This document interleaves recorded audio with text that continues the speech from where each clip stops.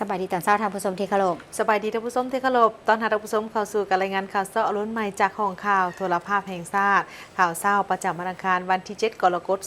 2026ข่าวพักนี้พบกับโฆษกพันงาสุริพงศ์พร้อมด้วยข้าพเจ้าสุริวัลพลเยี่ยมในการนำเสนอข่าวภาคเศร้าในมื้อนี้และเส้นเคยมีหลายข่าวที่น่าสนใจมานำเสนอท่านผู้ชมระยะนี้นับตั้งแต่วันที่6ไปจนถึงวันที่10กรกฎาคม2026นี้ท่านผู้ชมทางบ้านสามารถติดตามรับชม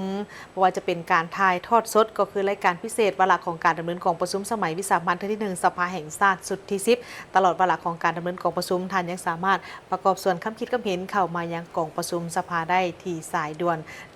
156และข่าวเช้าในมื้อนี้ก็มีความคืบหน้าในการดำเนินข่าวเช้าในการดำเนินกองประชุมสมัยวิสามัญนี้มานำเสนอท่านผู้ชมนอกจากนั้นก็ยังมีข่าวเกี่ยวกับกองประชุมสัมมนาร่วมกันเฉลิมฉลองวันสั่งตั้งพรรคคอมมิวนิสต์จีนครบรอบ105 ปีพร้อมทั้งข่าวกระทรวงเกษตรกรรมและสิ่งแวดล้อมและศูนย์กลางสาวหนุ่มประชาชนปฏิบัติลาวได้มีการเซ็นบทบันทึกร่วมกันเพื่อเป็นการเสริมขยายบทบาทของสาวหนุ่มจากพร้อมเดี๋ยวนั้นค่ะก็ยังมีข่าวต่างประเทศพร้อมด้วยข่าวกีฬามานำเสนอจะเริ่มต้นข่าวเช้าในมื้อนี้ด้วยข่าวกองประชุมสมัยวิสามัญเทื่อที่1สภาแห่งชาติสุดที่10ซึ่งได้ไขขึ้นอย่างเป็นทางการในเช้าของวันที่6กรกฎาคม2026นี้โดยที่ประชุมครั้งนี้จะมีการสุ่มใส่ในการพิจารณาการพัฒนาชนบทการแก้ไขความทุกข์ยากของประชาชนกองประชุมดำเนินไปภายใต้การเป็นประธานของท่านไสสมพร พรหมวิหารประธานสภาแห่งชาติให้เกียรติเข้าร่วมโดยมีท่านธงนุ้นศรีสุริตเลขาธิการใหญ่คณะบริหารงานศูนย์กลางภาคประธานประเทศมีบรรดาท่านการน้ำคันสูงอดีตการน้ำคันสูงของภาครัฐท่านนายกรัฐมนตรีรองนายกรัฐมนตรีสมาชิกรัฐบาลท่านไสสมพร พรหมวิหารได้กล่าวสุนทรพจน์ไขกองประชุมอย่างเป็นทางการว่ากองประชุมจะสุ่มใส่พิจารณารับพ้องเอาปัญหาสำคัญพื้นฐานของประเทศชาติเป็นต้นการจะตั้งปฏิบัติแผนพัฒนาเศรษฐกิจสังคมแห่งชาติแผนงบประมาณแห่งรัฐแผนเงินตรา6 เดือนต้นปี2026และทิศทางแผนการ6 เดือนท้ายปี2026วาระแห่งชาติว่าด้วยการพัฒนาชนบทและแก้ไขความยุ่งยากของประชาชนพิจารณาการสร้างและปรับปรุงกฎหมายจำนวน2 ฉบับคือกฎหมายว่าด้วยคลังเงินแห่งรัฐและกฎหมายว่าด้วยงบประมาณแห่งรัฐภาครัฐย้ำใดก็ถือการพัฒนาเศรษฐกิจเป็นใจกลางถือสำคัญการยกสูงชีวิตการเป็นอยู่ของประชาชนนับมือนับดีขึ้นเพื่อสามารถนำเอาประเทศเฮาออกสู่สภาพด้อยพัฒนาในปี2026นี้ด้วยความมุ่งมั่นในการพัฒนาให้ประเทศเฮาให้มีความหนักแน่นตามทิศประชาชนห่างมีประเทศชาติมั่งคั่งเข้มแข็งสังคมมีประชาธิปไตยสามัคคีปรองดองยุติธรรมศิวิไลและตามคาดหมายสู่โซนที่ระบุไว้ในโครงการการเมืองฉบับที่3ที่ระบุไว้ว่าฮอดปี2055ประเทศเฮาเป็นประเทศมีรายรับปานกลางหาสูงและสร้างรัฐประชาธิปไตยประชาชนปกครองด้วยกฎหมายบนพื้นฐานจิตใจดังกล่าวและโดยสืบต่อการแก้ไขความทุกข์ยากทางด้านเศรษฐกิจการเงินที่ดำเนินมาแต่ปี2021ถึง2025ผ่านมานั้นพรรครัฐบาลจึงได้เสนอให้มีการรับพ้องเอาวาระแห่งชาติว่าด้วยการพัฒนาชนบทและแก้ไขความทุกข์ยากของประชาชนซึ่งเป็นเป้าหมายต้นต่อของกองประชุมสมัยวิสามัญเทื่อที่1ในครั้งนี้กองประชุมสมัยวิสามัญที่1ของทางศาสตร์สุดที่10ครั้งนี้จะได้พิจารณารับพ้องปัญหาสำคัญที่สำคัญจำเป็นติดพันกับแรงสาวโดยการพัฒนาชนบทและแก้ไขความทุกข์ยากของประชาชนฉะนั้นข้าพเจ้าในนามประธานกองประชุมขอเรียกร้องมายังบรรดาท่านสมาชิกสภาแห่งชาติจงพร้อมกันยกสูงความชอบการเมืองของตนสูงทุกสติปัญญาความรู้ความสามารถของในคนขั้วพิจารณาและประกอบความคิดความเห็นอย่างมีประชาธิปไตยและกงไปกงมาสร้างสรรค์รับประกันความถูกต้องตามกฎหมายก้าวไปถึงการตกลงและหับห้องบรรดาเนื้อในสำคัญที่นำมาพิจารณาในกองประชุมครั้งนี้ให้บรรลุตามขาดหมายที่วางไว้ทุกประการในโอกาสที่มีความหมายความสำคัญนี้ในนามประธานกองประชุมข้าพเจ้าขอประกาศเปิดกองประชุมสมัยวิสามัญที่1ของสภาแห่งชาติสุดที่10นับแต่นี้เป็นต้นไปขอขอบใจ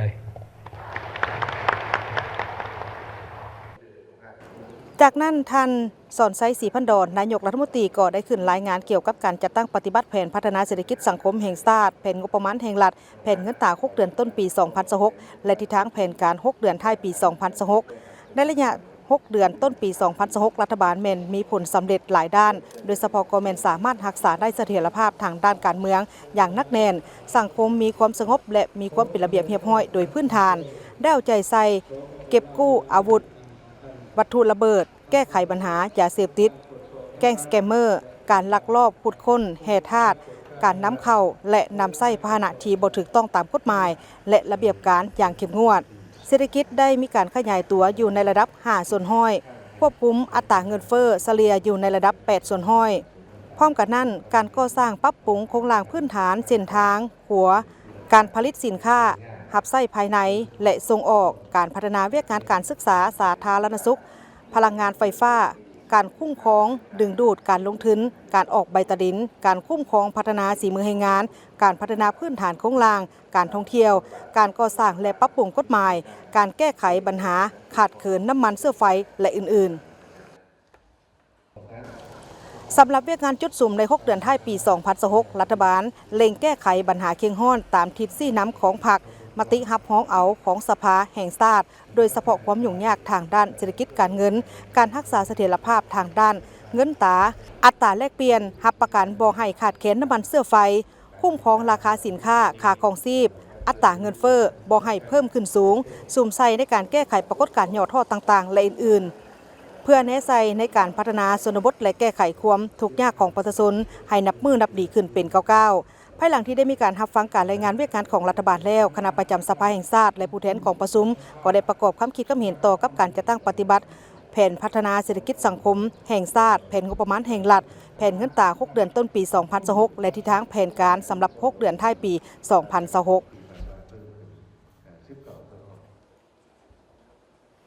ในโอกาสดำเนินกองประชุมสมัยวิสามัญเทื่อที่1สภาแห่งชาติสุดที่10ท่านสอนไซศรีพันดอนนายกรัฐมนตรีแห่งสาธารณรัฐประชาธิปไตยประชาชนลาวได้ตั้งหน้าให้รัฐบาลรายงานเกี่ยวกับการจัดตั้งปฏิบัติแผนพัฒนาเศรษฐกิจสังคมแห่งชาติแผนงบประมาณแห่งรัฐแผนเงินตรา6 เดือนต้นปี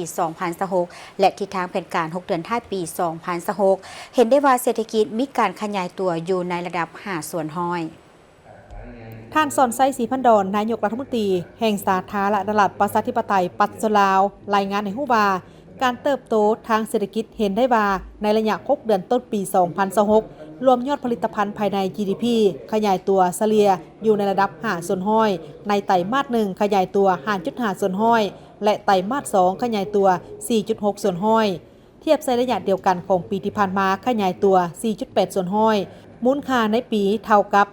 199,987 ตื้อกีบเท่ากับ48ส่วนห้อยของแผนการปีในนี้คะแนนกสิกรรมขยายตัว 4.3 ส่วนห้อยคะแนนอุตสาหกรรมขยายตัว 5.1 ส่วนห้อยคะแนนบริการขยายตัว 5.3 ส่วนห้อยและภาษีอากรผลิตภัณฑ์สุทธิขยายตัว 4.9 ส่วนห้อยรวมเอา 10.5 ส่วนห้อยคะแนนการที่ขยายตัวดีแม่นคะแนนการบริการห้านอาหารและที่พักอาศัยติดพันกับการท่องเที่ยวการขนส่งการขายยกขายย่อยการก่อสร้างและอุตสาหกรรมปรุงแต่งอื่นๆการปฏิบัติแผนงบประมาณแห่งรัฐแม้ได้สวมใส่ปฏิบัติมาตรการต่างๆเพื่อสุกอยู่ให้แก่การปฏิบัติแผนงบประมาณโดยเฉพาะเป็นการเก็บรายรับให้ได้ตามแผนการหรือลืนแผนการที่สภารับรองในนั้นได้สวมใส่ขยายฐานรายรับและการหันเป็นทันสมัยในการคุ้มครองงบประมาณตามมติ04ของรัฐบาลว่าด้วยการรับรองเอาแผนปฏิบัติตัวจริงในการหันการเก็บรายรับเป็นทันสมัยในระยะ5 ปี 2026-2030 เคียงคู่กันนั้นก็ได้ปฏิบัติมาตรการอัดซองวางการหัวไหลในการจัดเก็บรายรับของงบประมาณผ่านการจัดตั้งปฏิบัติใน6 เดือนต้นปีสามารถจัดเก็บรายรับได้ 44,956 ตื้อกีบเท่ากับ 54 ส่วนห้อยของแผนการเทียบใส่ในระยะเดียวกันของปีผ่านมาเพิ่มขึ้น 19 ส่วนห้อยสาเหตุที่มีรายรับเพิ่มขึ้นย้อนได้สวมใส่การหันเป็นทันสมัยโดยเฉพาะเหมือนการขยายอากรมูลค่าเพิ่มสำหรับการปฏิบัติแผนงบประมาณแห่งรัฐได้สุ่มใส่ปฏิบัติมาตรการต่างๆเพื่อสุขยู่ให้แก่การปฏิบัติแผ แผนงบประมาณโดยเฉพาะเป็นการเก็บรายรับให้ได้ตามแผนหรือเกินแผนที่สภาแห่งชาติรับรองในนี้สิ่งที่พ้นเด่นบางแขนงการได้ขยายตัวเฮ็ดให้พันธะเพิ่มขึ้นโดยเฉพาะกิจการกลุ่มบ่อแห่เพิ่มขึ้น36ส่วนห้อยขนส่งและสร้างสินค้า32ส่วนห้อยพาหนะ30ส่วนห้อยประเภทอากรจัดเก็บรายได้อากรกำไรเพิ่มขึ้น24ส่วนห้อยเป็นเงิน 1,453 ตื้อกีบและใน 6 เดือนต้นปีสามารถเก็บรายรับได้ 44,956 ตื้อกีบเท่ากับ54ส่วนห้อยของแผนการเทียบในระยะเดียวกันแม่นเพิ่มขึ้น19ส่วนห้อยและรายรับภายในปฏิบัติได้ 43,970 ตื้อกีบเท่ากับ56ส่วนห้อยของแผนการปีและท้องถิ่นแม่นปฏิบัติได้ 12,439 ตื้อกีบเท่ากับ52ส่วนห้อยท่านนายกรัฐมนตรียังได้ฮู้ตื่มอีกว่าโดยได้ปฏิบัตินโยบายอุดหนุนสังคมด้วยการลดอัตราอากรสมไส้เพิ่มเติมเป็นจำนวน 1,935 ตื้อกีบและงบประมาณกองทุนน้ำมัน 493.79 ตื้อกีบเพื่อแก้ไขวิกฤตน้ำมันเสื้อไฟพร้อมกันด้านรัฐบาลก็ได้มีการดัดสมเงินตราต่างประเทศให้แก่การนำเข้าน้ำมันเสื้อไฟเป็นมูลค่า 414.40 ล้านดอลลาร์สหรัฐเพื่อจัดซื้อน้ำมันให้เป็นปกติรับประกันการสนองให้แก่สังคมและสำรองไว้ในยามฉุกเฉินได้ออกคำสั่งฉบับเลขที่ 40 ของนายกว่าโดยการเพิ่มทวีแก้ไขผลกระทบจากราคาน้ำมันเสื้อไฟโดยได้ปฏิบัตินโยบายอุดหนุนสังคมด้วยการลดอัตราก่อนสมใส่น้ำมันเสื้อไฟเป็นจำนวนเงิน 1,935 ตื้อกีบและกองทุนน้ำมัน 493 ตื้อกีบพร้อมนั้นก็ได้ดัดสมเงินตราต่างประเทศให้แก่การนำเข้าน้ำมันเสื้อไฟได้414 ล้านดอลลาร์สหรัฐเพื่อจัดซื้อน้ำมันให้เป็นปกติรับประกันการสนองน้ำมันให้สังคมและสำรองฉุกเฉิน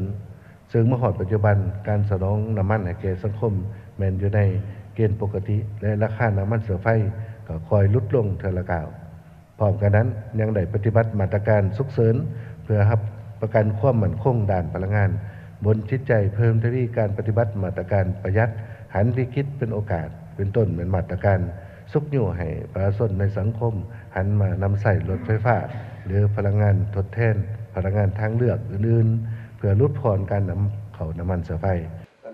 นอกจากนี้รัฐบาลยังได้กำหนดบรรดามาตรการฉุกเฉินเฉพาะหน้าและยาวนานเพื่อรับประกันความมั่นคงทางด้านพลังงานและเพิ่มทวีมาตรการประหยัดพร้อมทั้งเปิดโอกาสและสุกยู่ให้ประชาชนหันมานำใช้รถไฟฟ้าหรือพลังงานทดแทนและพลังงานทางเลือกอื่นๆเพื่อลดผ่อนการนำเข้าน้ำมันเสื้อไฟ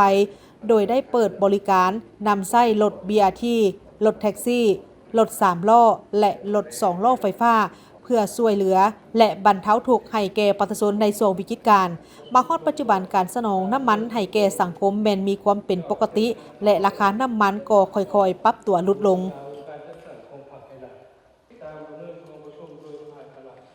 พร้อมเดียวกันนี้ในการดำเนินกองประชุมสมัยวิสามัญเทื่อที่1สภาแห่งชาติสุดที่10ในเมื่อวานนี้6กรกฎาคมพังผู้แทนประชาชนก็ได้มีคำเห็นเสนอให้ทางรัฐบาลนั้นเอาใจใส่ในเวียกงานจุดสุมและมีมาตรการเข้มงวดในการจัดตั้งปฏิบัติแผนพัฒนาเศรษฐกิจสังคมเพื่อแก้ไขชีวิตการเป็นอยู่ของประชาชนให้นับมือดีขึ้น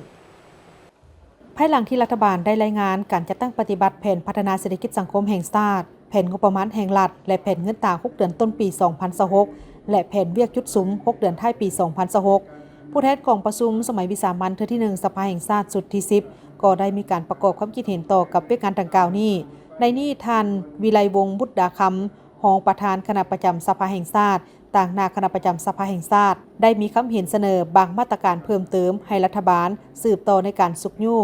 พัฒนาเศรษฐกิจสังคมแห่งชาติให้มีการขยายตัวมีคุณภาพรักษาเสถียรภาพทางด้านการเงินตราให้มีความหนักแน่นต่อเนื่องยืนยงและบรรลุตามแผนการสืบต่อสุกยู่ส่งเสริมการลงทุนทางภายในและต่างประเทศสืบต่อพัฒนาแขนงการที่เป็นท่าแห้งสืบต่อคุ้มครองและติดตามกวดกาแขนงแห่ธาตุให้เข้มงวดเด็ดขาดท่ามกลางที่สภาพการภาคพื้นและสากลยังสืบต่อมีการพันเปไปอย่างซับซ้อนและเข่งหอนการแข่งขันทางด้านการค้ากำลังทวีคูณเป็นต้น การเพิ่มขึ้นของราคาน้ำมันเสือไฟ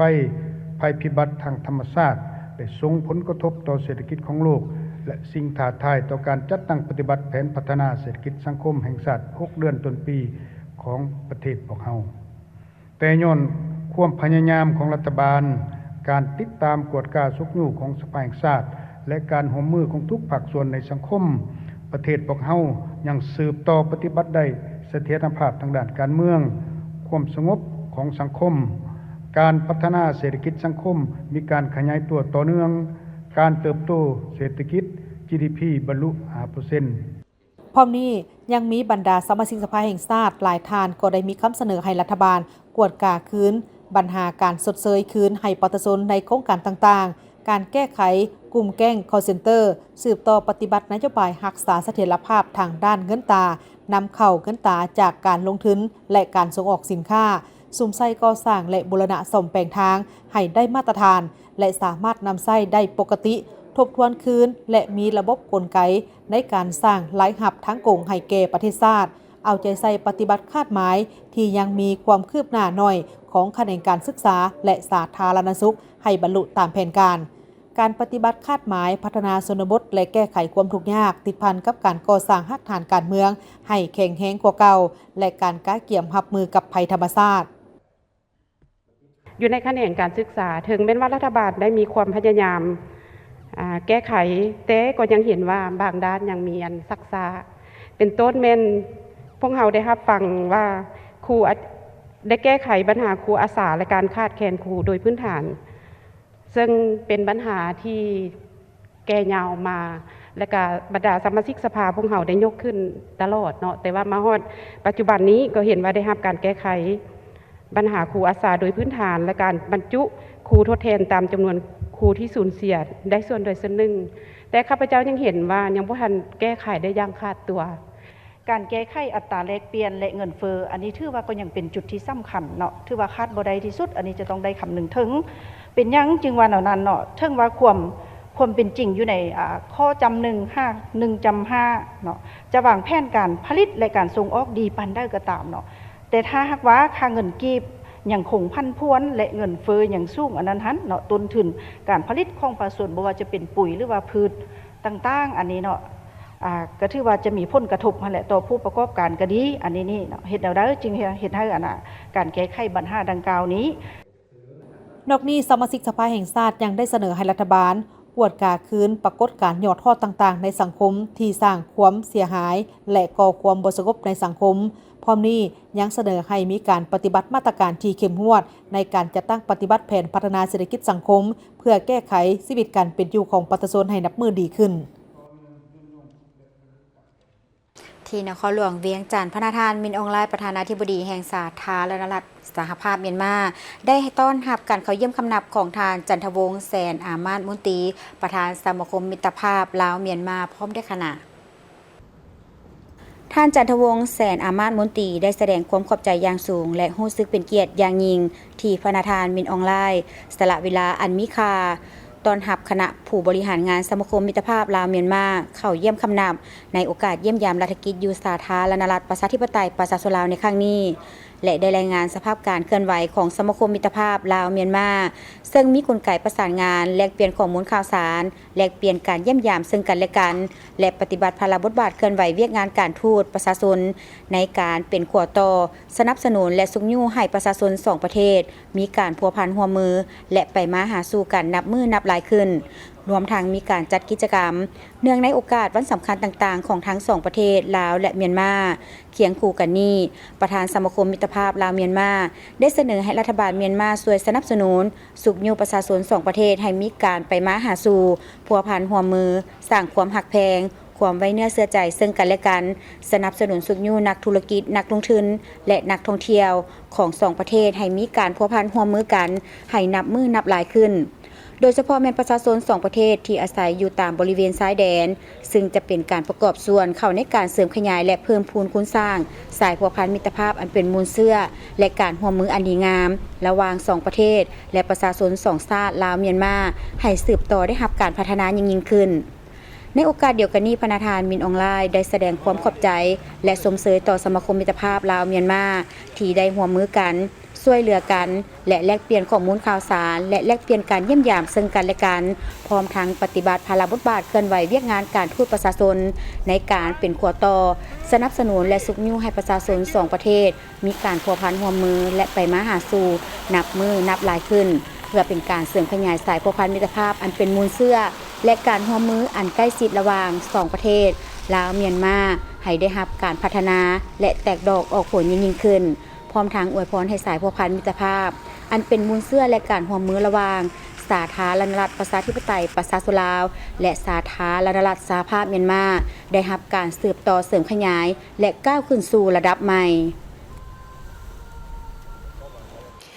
เนื่องในโอกาสที่เดินทางมาเยี่ยมยามทางรัฐกิจอยู่สาธารณรัฐประชาธิปไตยประชาชนลาวประธานาธิบดีสหภาพเมียนมาประธานมินออนไลน์ก็ได้เคลื่อนไหวเยี่ยมยามทางแขวงหลวงพระบางก่อนที่จะเดินทางกลับคืนประเทศในตอนเช้าของวันที่5 กรกฎาคม 2026 นี้ประธานมินออนไลน์ประธานาธิบดีแห่งสาธารณรัฐสหภาพเมียนมาพร้อมด้วยภรรยาและคณะติดตามได้เดินทางเยี่ยมยามแขวงหลวงพระบางเมืองมรดกโลกให้เกียรติต้อนรับคณะโดยมีทานท้องสวรรค์พรหมิหารรองนายกรัฐมนตรีกระทรวงการต่างประเทศทานบุญเหลือสินไซวรวงศ์ประธานคณะกรรมการปกครองแขวงหลวงพระบางพร้อมด้วยบรรดาการนำศูนย์กลางและการนำแขวงหลวงพระบางภายหลังพิธีต้อนรับอยู่สนามบินสากลหลวงพระบางประธานมินออนไลน์พร้อมด้วยภรรยาและคณะได้เข้าเยี่ยมชมหอพิพิธภัณฑ์แห่งชาติหลวงพระบางได้เข้ากราบไหว้องค์พระบางองค์พระที่ศักดิ์สิทธิ์เป็นที่เคารพนบไหว้ของปวงชนลาวชาวพุทธจากนั้นได้เข้าเยี่ยมชมภายในพิพิธภัณฑ์แห่งชาติหลวงพระบางซึ่งหอพิพิธภัณฑ์แห่งชาติหลวงพระบางมีเนื้อที่ 37,000 ตารางเมตรสร้างขึ้นในปีค.ศ. 1904และสำเร็จในค.ศ. 1909ในรัชกาลของเจ้ามหาชีวิตศรีสว่างวงศ์จุดเด่นของอาคารแมนสีหน้าและยอดโซฟาสีหน้าตกแต่งด้วยสร้าง3หัวกั้งห่มขาวและพญานาค15ตระกูลความหมายของสร้าง3หัวแม่นสร้างของพระอินทร์ก็คือพาหนะของพระอินทร์ตอนพระอินทร์ขี่สร้างลงมาโลกมนุษย์ส่วนพญานาค15ตระกูลนี้จะกล่าวถึงพระราศีสองพี่น้องมาปักหลักหมายเมืองอยู่ที่ภูสวงก็คือภูสีในปัจจุบันและพระราศีได้ตั้งชื่อเมืองนี้ว่าเมืองเสียงดงเสียงทองศรีสัตนาคเมืองสาวภายหลังประเทศชาติได้รับการสถาปนาเป็นประเทศสาธารณรัฐประชาธิปไตยประชาชนลาวในวันที่2 ธันวาคม 1975เจ้าชีวิตศรีสว่างวัฒนา ราชโอรสของพระเจ้ามหาชีวิตศรีสว่างวงศ์ได้สละบัลลังก์และมอบพระราชวังให้แก่รัฐบาลลาวรัฐบาลจึงได้ปรับปรุงเปลี่ยนแปลงพระราชวังแห่งนี้มาเป็นหอพิพิธภัณฑ์แห่งชาติหลวงพระบางแต่วันที่13 มีนาคม 1976เป็นต้นมาจนถึงปัจจุบันในโอกาสนี้ประธานมินออนไลน์ได้ให้เกียรติลงนามในปึ้มบันทึกคำเห็นของผู้นำขั้นสูงของหอพิพิธภัณฑ์แห่งชาติหลวงพระบางจากนั้นประธานมินออนไลน์ประธานาธิบดีแห่งสาธารณรัฐสหภาพเมียนมาพร้อมด้วยภรรยาและคณะได้เดินทางไปเยี่ยมยามวัดเสียงทองสถานที่ท่องเที่ยวที่สำคัญของนครหลวงพระบางเมืองมรดกโลกวัดเสียงทองสร้างขึ้นเมื่อกลางศตวรรษที่16แห่งคริสตศักราชโดยพระเจ้าไซเซฐาธิราชปีค.ศ. 1559 5 ปีค.ศ. 1560ตั้งอยู่แคมป์น้ำของไก่จากปากน้ำคานมาทางใต้ประมาณ300 เมตรเป็นวัดหนึ่งที่ใหญ่และสวยงามได้รับการอุปถัมภ์เบิงแยงจากเจ้าชีวิตศรีสว่างวงศ์และศรีสว่างวัฒนาเป็นพิเศษโดยความอุตสาหะบากบั่นปกปักรักษาบูรณะซ่อมแปลงของสาธุใหญ่คำม้าวเจ้าอาวาสวัดในระยะนั้นอยู่ในวัดเสียงทองนี้มีสิ่งก่อสร้างที่ให้คุณค่าทางด้านประวัติศาสตร์ศิลปะและวัฒนธรรมที่เป็นรูปแบบของลาวแท้พัฒนาสีม้าหอไตหอไหวพระธาตุเจดีย์พระพุทธรูปและอื่นๆมีการบูรณะใหม่บางบอนแต่ก็ยังรักษารูปทรงพื้นฐานของศิลปะตามคงเดิมซึ่งแสดงให้เห็นความงามแบบสกุลสร้างลาวโดยแท้พัฒนาสีม้าวัดเสียงทองได้รับการบูรณะซ่อมแปลงเมื่อปีค.ศ. 1928ปีค.ศ. 1952ปีค.ศ. 1960และพิเศษในปีค.ศ. 1962ได้มีการก่อสร้างหอกองประกอบศิลปะตกแต่งที่งดงามโอกาสนี้ประธานมินออนไลน์พร้อมด้วยภรรยาได้เข้ากราบไหว้บูชาพระเจ้าองค์หลวงในพัทธสิมา ทางได้ถวายพระพุทธรูปไว้ในพัทธสิมมาเพื่อให้ชาวพุทธศาสนิกชนได้เคารพนบไหว้ตื่มอีกพานาธานมินอองไลน์ประธานาธิบดีแห่งสาธารณรัฐสหภาพเมียนมาต้อนรับประธานสภาประชาชนแขวงหลวงพระบางเข้าเยี่ยมคำนับและบาสีสู่ขวัญในโอกาสเคลื่อนไหวเยี่ยมยามแขวงหลวงพระบางก่อนเดินทางกลับคืนประเทศในวันที่5 กรกฎาคม 2026 ที่ห้องรับแขกโรงแรมสุภัตตานครหลวงพระบางทานบุญเรือมมณีวงศ์เลขาคณะบริหารงานพรรคแขวงประธานสภาประชาชนแขวงหลวงพระบางได้เข้าเยี่ยมคำนับและพบปะกับพนาธานมินอองไลน์ประธานาธิบดีแห่งสาธารณรัฐสหภาพเมียนมาในโอกาสเดินทางมาเยี่ยมยามรัฐกิจอยู่สาธารณรัฐประชาธิปไตยประชาชนลาวระหว่างวันที่3 ถึง 5 กรกฎาคม 2026 โดยเฉพาะเยี่ยมยามแขวงหลวงพระบางเมืองมรดกโลกก่อนเดินทางกลับคืนประเทศท่านประธานสภาประชาชนแขวงหลวงพระบางต่างหน้าให้กับการนำแขวงประชาชนบรรดาเผ่าทั่วแขวงหลวงพระบางได้แสดงความยินดีต้อนรับอย่างอบอุ่นและตีราคาสูงต่อการเดินทางมาเยี่ยมยามรัฐกิจของพระประธานมินอองไลน์พร้อมด้วยภรรยาและคณะซึ่งเป็นนิมิตหมายอันดีงามในการเสริมขยายและเพิ่มพูนคุณสร้างสายพัวพันมิตรภาพอันเป็นมูลเสื้อที่ยาวนานและการร่วมมืออันใกล้ชิดที่ดีระหว่างลาวเมียนมาพิเศษแม่นมาเยี่ยมยามสถานที่ท่องเที่ยวแขวงหลวงพระบางเมืองมรดกโลกและพร้อมทางรายงานสภาพรวมโดยย่อต่อกับการพัฒนาเศรษฐกิจสังคมของแขวงโดยเฉพาะแม่นเวียกงานการท่องเที่ยวเพราะแขวงหลวงพระบางเป็นเมืองมรดกโลกที่มีนักท่องเที่ยวทั้งภายในและต่างประเทศเข้ามาท่องเที่ยวหลายเพราะเป็นแขวงที่มีสิ่งอำนวยความสะดวกมีเส้นทางคมนาคมทางอากาศทางรถไฟแล่นผ่านในโอกาสนี้พนาธานมินอองไลน์ก็ได้แสดงความขอบใจอย่างจริงใจต่อการต้อนรับอันอบอุ่นของทานบุญเรือมมณีวงศ์พร้อมคณะในครั้งนี้ในโอกาสมาเยี่ยมยามและเคลื่อนไหวอยู่แขวงในครั้งนี้การนำแขวงหลวงพระบางยังได้จัดพิธีบาสีสู่ขวัญตามฮิตของประเพณีอันดีงามของชาวลาวเพื่อต้อนรับและอวยพรให้แก่พนาธานมินอองไลน์และคณะให้ประสบแต่ความสุขความเจริญและประสบผลสำเร็จในภารกิจภายหลังสำเร็จการเคลื่อนไหวเยี่ยมยามแขวงหลวงพระบางเมืองมรดกโลกเป็นเวลา1 วันพนาธานมินอองไลน์ประธานาธิบดีแห่งสาธารณรัฐสหภาพเมียนมาพร้อมภรรยาและคณะก็ได้เดินทางกลับคืนประเทศออกทรงที่สนามบินสากลหลวงพระบางมีทานท้องสวรรค์พรหมวิหารรองนายกรัฐมนตรีกระทรวงการต่างประเทศทานบุญเหลือสินไซวรวงศ์ประธานคณะกรรมการปกครองแขวงหลวงพระบางพร้อมด้วยบรรดาการนำศูนย์กลางและการนำแขวงหลวงพระบางและนักเรียนนักศึกษาสถาบันวิทยาศาสตร์เศรษฐกิจและสังคมแห่งชาติประสานสมทบกับสถาบันการเมืองและการปกครองแห่งชาติมหาวิทยาลัยแห่งชาติสถาบันคนกลัวและมหาวิทยาลัยอื่นๆได้พร้อมกันจัดกองประชุมสัมมนาวิทยาศาสตร์ประจำปี 2026 ภายใต้หัวข้อเพิ่มทวีความเข้มแข็งของการคุ้มครองรัฐและสังคมด้วยกฎหมายพร้อมรับประกันการหลุดพ้นออกจากสถานภาพประเทศด้อยพัฒนาอย่างโรงเรียนและบรรลุเป้าหมายการพัฒนาแบบยืนยงเป็นเกียรติเข้าร่วมโอ้ลมและบรรยายพิเศษในกองประชุมครั้งนี้มีทานปริญญาเอกคำพันธ์พรหมทัศน์กรรมการกรมการเมืองศูนย์กลางภาครองนายกรัฐมนตรีกระทรวงยุติธรรมประธานร่วมทานปริญญาเอกกองแก้วไสสงครามกรรมการศูนย์กลางภาครองประธานสภาแห่งชาติทานปริญญาเอกลีเบอร์ลีบัวเป้ากรรมการศูนย์กลางภาคเลขาคณะภาคประธานสถาบันวิทยาศาสตร์เศรษฐกิจและสังคมแห่งชาติบรรดาทานรองรัฐมนตรีของบรรดากระทรวงและแขนงการเกี่ยวข้องทุตานุทูตบรรดาทานผู้ต่างหน้าบรรดากระทรวงสมาชิกสภาแห่งชาติสภาท้องถิ่นนักค้นคว้าวิทยาศาสตร์และแขนงการที่เกี่ยวข้องเข้าร่วมจุดประสงค์ของกองประชุมแม่นเพื่อแลกเปลี่ยนข้อมูลผลการค้นคว้าและคำคิดคำเห็นซึ่งกันและกันระหว่างนักค้นคว้าและสถาบันค้นคว้าต่างๆเกี่ยวกับสภาพการเปลี่ยนแปลงใหม่ของโลกที่เป็นกาลโอกาสและสิ่งท้าทายต่อการพัฒนาเศรษฐกิจสังคมของสาธารณรัฐประชาธิปไตยประชาชนลาวเพื่อหลุดพ้นออกจากสถานภาพประเทศด้อยพัฒนาอย่างโรงเรียนและบรรลุเป้าหมายการพัฒนาแบบยืนยงตามแนวทางนโยบายของพรรคและรัฐบาลเพื่อสนองข้อมูลปรึกษาหารือและแลกเปลี่ยนคำคิดคำเห็นซึ่งกันและกันระหว่างนักค้นคว้าและผู้วางนโยบายก็คือเพื่อให้ข้อมูลและผลของการค้นคว้าของบรรดาสถาบันค้นคว้าและนักค้นคว้าได้รับการเผยแพร่อย่างกว้างขวางและได้รับการพิจารณานำใส่เข้าในเวียกงานตัวจริงตามความเหมาะสมกองประชุมสัมมนาวิทยาศาสตร์ดังกล่าวได้ดำเนินเป็น4 วาระคือท่าเอียงการเปลี่ยนแปลงภูมิศาสตร์ การเมืองโลกและผลกระทบต่อการพัฒนาเศรษฐกิจสังคมของโลกภาคพื้นและของสาธารณรัฐประชาธิปไตยประชาชนลาวผลกระทบของการเปลี่ยนแปลงโครงประกอบด้านอายุของประชากรโลกต่อการเคลื่อนย้ายแรงงานและตลาดแรงงานของสาธารณรัฐประชาธิปไตยประชาชนลาวท่าเอียงผลกระทบของการเปลี่ยนแปลงของสภาพดินฟ้าอากาศต่อกับการพัฒนาเศรษฐกิจสังคม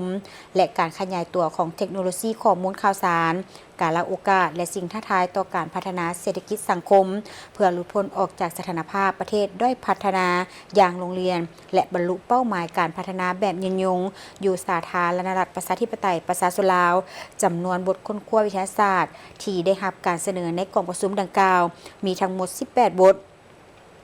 ผ่านการรับฟังการเสนอผลการค้นคว้าวิทยาศาสตร์และสนทนาปรึกษาหารือแลกเปลี่ยนความคิดความเห็นซึ่งกันและกันกองประชุมเห็นว่า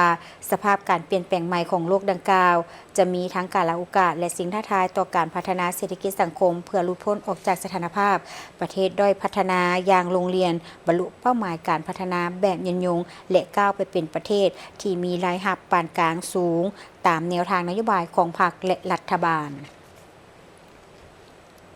กระทรวงเกษตรกรรมและสิ่งแวดล้อมและศูนย์กลางสาวหนุ่มปตสนปฏิบัติลาวได้มีการเซ็นบทบันทึกร่วมกันเพื่อเสริมขยายบทบาทของสาวหนุ่มด้วยการสุกยู่สาวหนุ่มให้กลายเป็นกำลังหลักแหล่งในการขับเคลื่อนเศรษฐกิจสังคม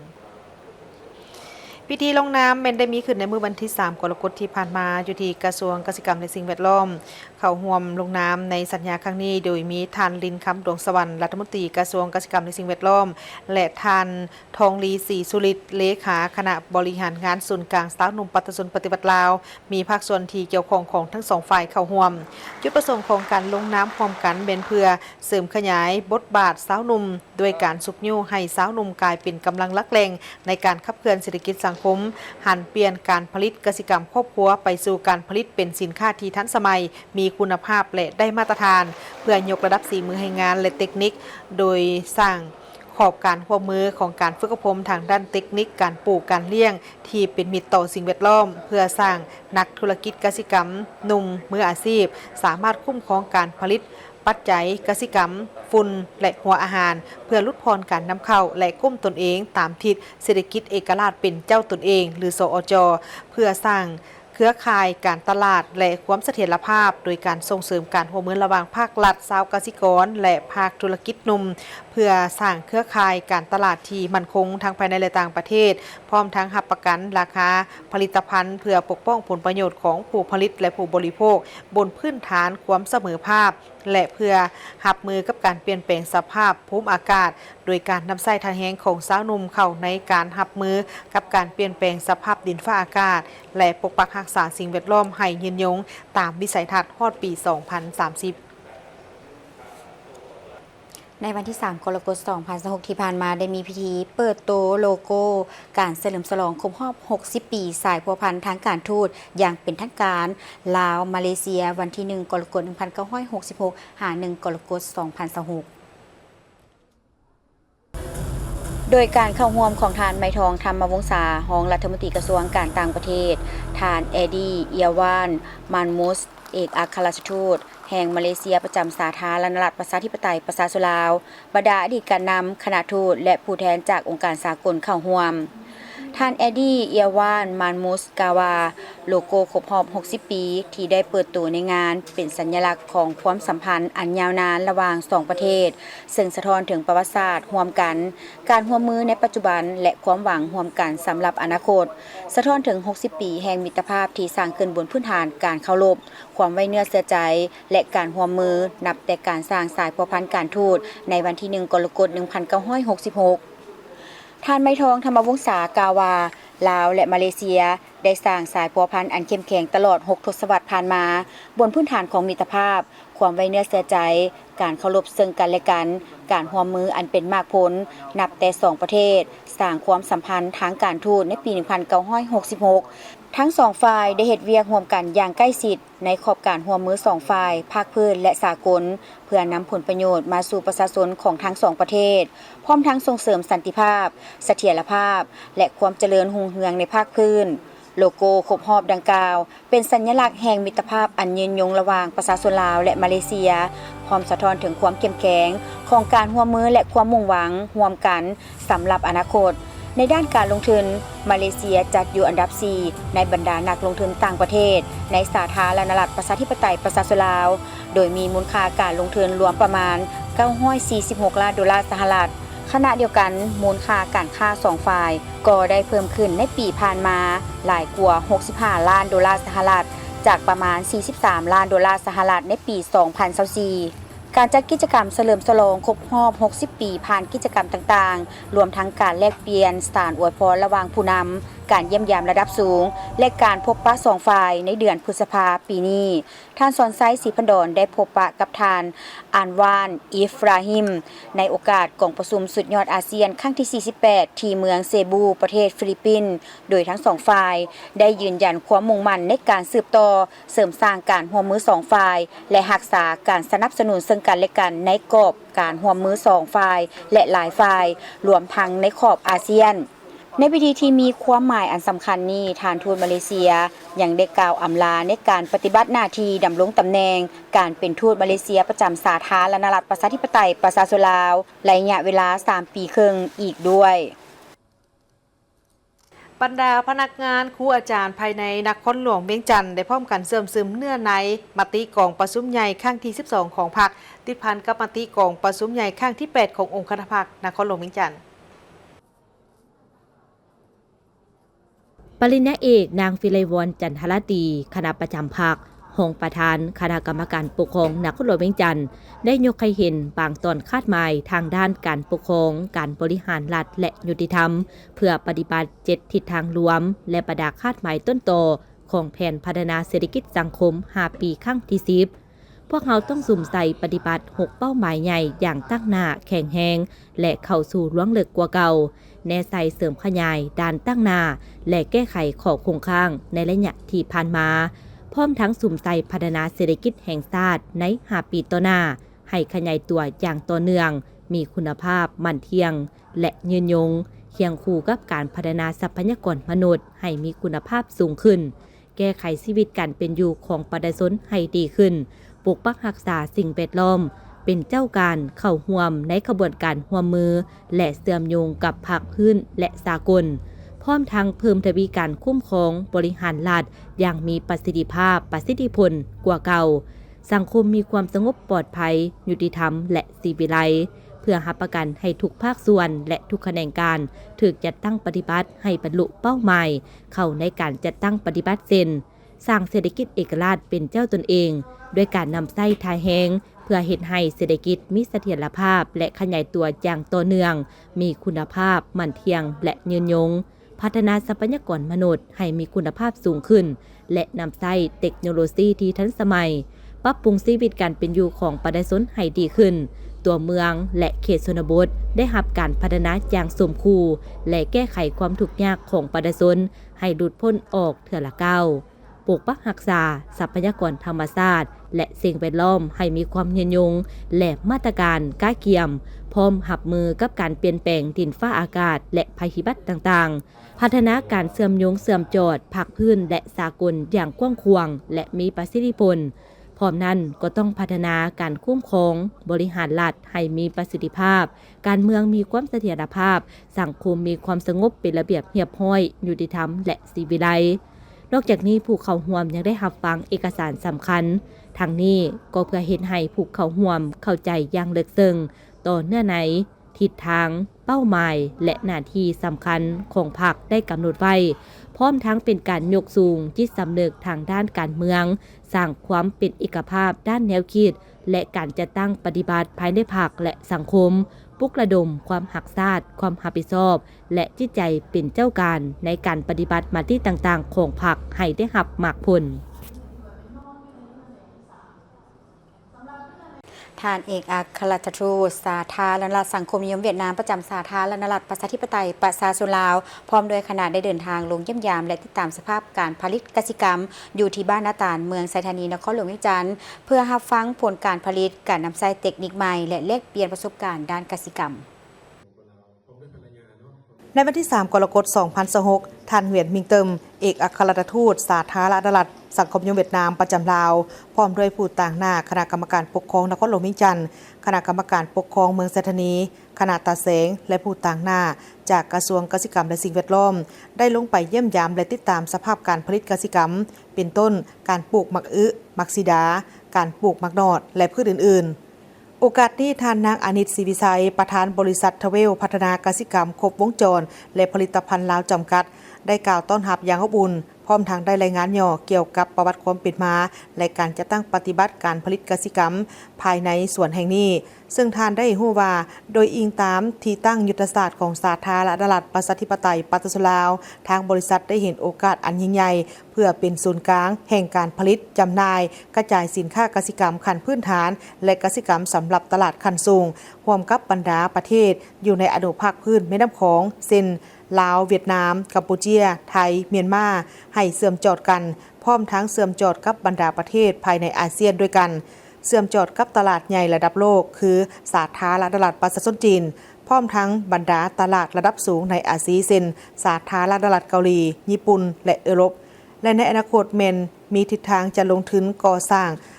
กระจายสินค้าครบวงจรอาเซียนขนาดใหญ่อยู่3จุดสำคัญของประเทศคือนครหลวงเวียงจันทร์แขวงเสียงขวางและแขวงสะหวรรณเขตเพื่อเป็นศูนย์กลางห้องหับสินค้าเกษตรกรรมจากสาธารณรัฐประชาธิปไตยปฏิรูปลาวและประเทศอ้อมข้างโดยเฉพาะจากสาธารณรัฐสังคมนิยมเวียดนามแล้วกระจายไปตลาดต่างๆที่มีความต้องการและมีการร่วมมือกันซึ่งปัจจุบันสาธารณรัฐประชาธิปไตยปฏิรูปลาวและสาธารณรัฐสังคมนิยมเวียดนามกำลังดำเนินการก่อสร้างเส้นทางด่วนเวียงจันทน์ฮานอยและกำลังจะสร้างเส้นทางรถไฟลาวเวียดนามแต่ท่าแขกแขวงขมวนไปถึงท่าเรือวงอ่างสาธารณรัฐสังคมนิยมเวียดนาม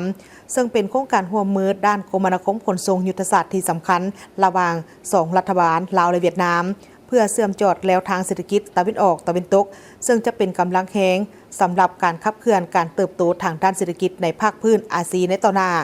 ซึ่งภายในขบวนการผลิตเกษตรกรรมยิ่งมีความจำเป็นและต้องรับการสนับสนุนด้านนโยบายต่างๆและเทคนิควิชาการเข้าในการผลิตเกษตรกรรมให้ได้ทั้งปริมาณและคุณภาพเพื่อรับประกันความมั่นคงทางด้านเสบียงอาหารส่งเสริมการผลิตเกษตรกรรมสะอาดเกษตรกรรมปลอดสารพิษเพื่อรับประกันความเพียงพอภายในและเป็นสินค้าส่งออกสร้างวิกฤตการทำประกอบส่วนพันธะกรให้รัฐตามแนวทางนโยบายของพรรคและระเบียบกฎหมายของรัฐหันเป็นสีเขียวและความยืนยงส่งเสริมการเติบโตทางด้านเศรษฐกิจที่เป็นมิตรต่อสิ่งแวดล้อมและตอบโต้การเปลี่ยนแปลงดินฟ้าอากาศพิธีเซ็นบทบันทึกความเข้าใจและกองประชุมริเริ่มสำหรับโครงการเสื่อมสารทางด้านโภชนาการเมืองไซบัวทองของทั้งแขวงขมวนระยะที่2พิธีเซ็นบทบันทึกความเข้าใจและกองประชุมริเริ่มโครงการเสื่อมสารด้านโภชนาการเมืองไซบัวทองแขวงขมวนระยะที่2พิธีดังกล่าวได้จัดขึ้นในวันที่1กรกฎาคม2026ที่ห้องประชุมห้องว่าการแขวงขมวนให้เกียรติลงนามเซ็นบทบันทึกความเข้าใจในครั้งนี้โดยท่านดร.เกียรติจันทร์ทองสวัสดิ์หัวหน้าแผนกสาธารณสุขแขวงและท่านวิรัตอาเบซีเกราต่างหน้าองค์การสุพรรณนิมิตประจำลาวโดยการให้เกียรติเข้าร่วมของท่านเดชศักดามณีคำรองประธานองค์การปกครองแขวงพร้อมโดยต่างหน้าคณะการที่เกี่ยวข้องขั้นศูนย์กลางขั้นแขวงและเมืองเป้าหมายโครงการเข้าร่วมเป็นสักขีพยานโครงการเสื่อมสารด้านโภชนาการเมืองไซบัวทองแขวงขมวนระยะที่2ได้รับการสนับสนุนโดยองค์การสุพรรณนิมิตสากลประจำประเทศออสเตรเลียด้วยงบประมาณโครงการทั้งหมดจำนวน$420,000สำหรับแผนงานของโครงการเสื่อมสารด้านโภชนาการประกอบมี4หน้าเวียกหลักคือสุขภาพแม่เด็กและโภชนาการน้ำสะอาดและสุขอนามัยกสิกรรมและชีวิตการเป็นอยู่และการสร้างความเข้มแข็งชุมชนโดยจัดตั้งปฏิบัติใน13บ้านเป้าหมายของเมืองไซบัวทองระยะปฏิบัติโครงการเริ่มจากมือได้รับอนุมัติถึง30กันยายน2027จึงสำเร็จจุดประสงค์โครงการประกอบส่วนเข้าในแผนพัฒนาเศรษฐกิจสังคมครั้งที่11 2025-2030โดยเล็งใส่การปรับปรุงสุขภาพแม่และเด็กและการยุติความอดหิวบรรลุความมั่นคงด้านเสบียงอาหารและปรับปรุงโภชนาการและส่งเสริมกสิกรรมแบบยืนยงและแผนงานแห่งชาติด้านการปรับปรุงเวียกงานโภชนาการในโครงข่ายเวียกงาน ของกระทรวงสาธารณสุขเพื่อสร้างเงื่อนไขความสะดวกให้แก่ครัวเรือนในการเพิ่มทวีด้านโภชนาการอยู่ในบรรดาบ้านในเมืองเป้าหมายของโครงการเพื่อรับประกันในการจัดตั้งปฏิบัติบรรดาหน้าเวกลักของโครงการให้มีประสิทธิภาพและประสบผลสำเร็จตามระดับคาดหมายในพิธีครั้งนี้ยังได้รับฟังการมีความเห็นสีนำของท่านดิศักดามณีคำรองประธานองค์การปกครองแขวงขมวนอีกด้วยบรรดาเจ้าหน้าที่ได้ลงติดตามการติดป้ายราคาของสินค้าตามบรรดาห้างค้าในเทศบาลแขวงพงศลีทีมงานธนาคารแห่งสปป.ลาวภาคเหนือแขวงอุดมไซลงติดตามการติดราคาสินค้าอยู่เทศบาลแขวงพงศลีนำทีมงานโดยทานนางพรสวรรค์วงศ์มณีห้องหัวหน้าแผนกเศรษฐกิจและคุ้มครองเงินตราต่างประเทศสาขาธนาคารแห่งสปป.ลาวภาคเหนือแขวงอุดมไซได้พร้อมกันลงติดตามสุขโยการติดราคาสินค้าและการบริการอยู่บรรดาห้างสรรพสินค้าห้างขายเครื่องตามเทศบาลแขวงเดชตลาดบุญเหนือจุดประสงค์การลงครั้งนี้แม่นเพื่อลงติดตามกวดกาการติดราคาสินค้าและการบริการอยู่ภายในเทศบาลแขวงพงศลีพร้อมทางแนะนำให้บรรดาห้างสรรพสินค้าห้างขายเครื่องและผู้ขายเครื่องย่อยให้ติดราคาสินค้าเป็นเงินกีบให้นำใช้บริการเฮ็ดธุรกรรมทางการเงินของลาวและให้ถูกต้องสอดคล้องตามระเบียบกฎหมายได้มีการสรุปการเรียนการสอนสำหรับการลินดนตรีพื้นเมืองให้กับเด็กน้อยอยู่ที่ศูนย์วัฒนธรรมเด็กแขวงอัตตปือและมูลนิธิมรดกลาว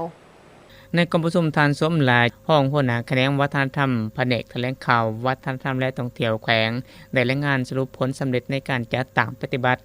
สุดโฮมการเรียนการสอนศิลปะและดนตรีพื้นเมืองของโครงการมูลนิธิมรดกลาวในระยะ2อยู่แขวงอัตตปือการฝึกอบรมครั้งนี้แม่นได้นำเอาอุปกรณ์ดนตรีพื้นเมืองจำนวนหนึ่งเก่าเติมจากโครงการมูลนิธิมรดกลาวเส้นแคน10ดวงระนาด1หน่วยและกองตะโพง1หน่วยสำหรับครูอาจารย์ที่มาชี้สอนแม่นมาจากวิทยาลัยศิลปะศึกษากรมมวลชน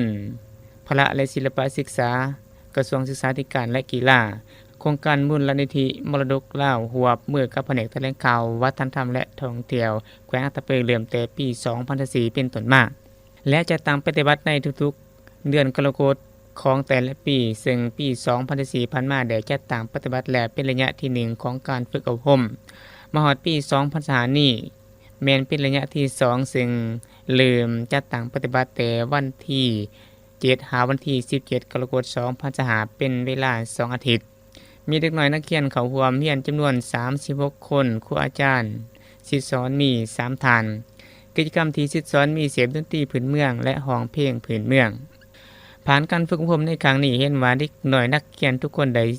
มีส่วนร่วมมีความฟดฝืนและเอาใจใส่เป็นอย่างดีสามารถเรียนรู้ได้หลายกิจกรรมและหลายบทเพลงทั้งเป็นการฝึกอยู่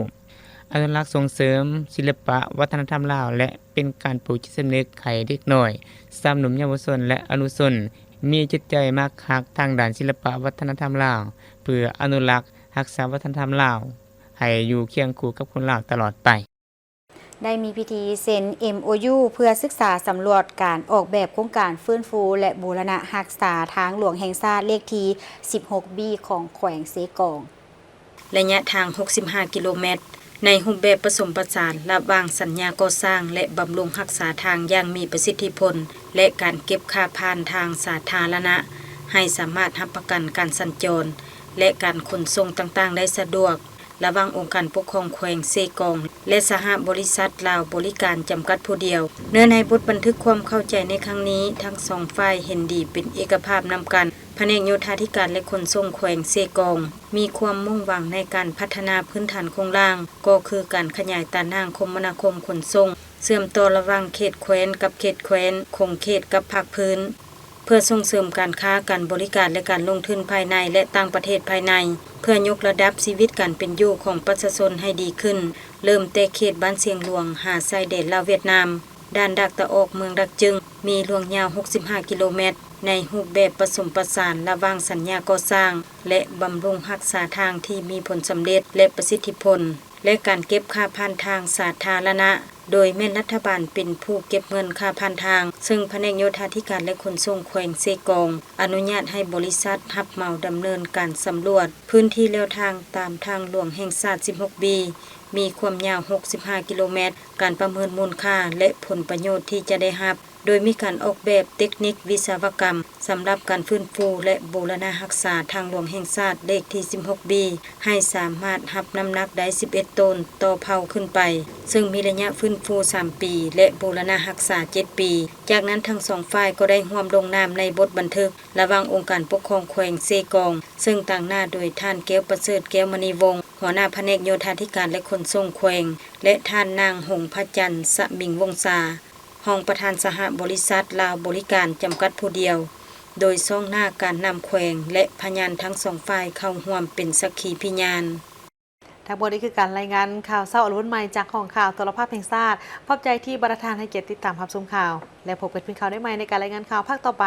ส่วนข่าวภาคนี้โฆษกทั้งสองพร้อมกับทีมข่าวเศร้าลาท่านผู้ชมไปก่อนสบายดี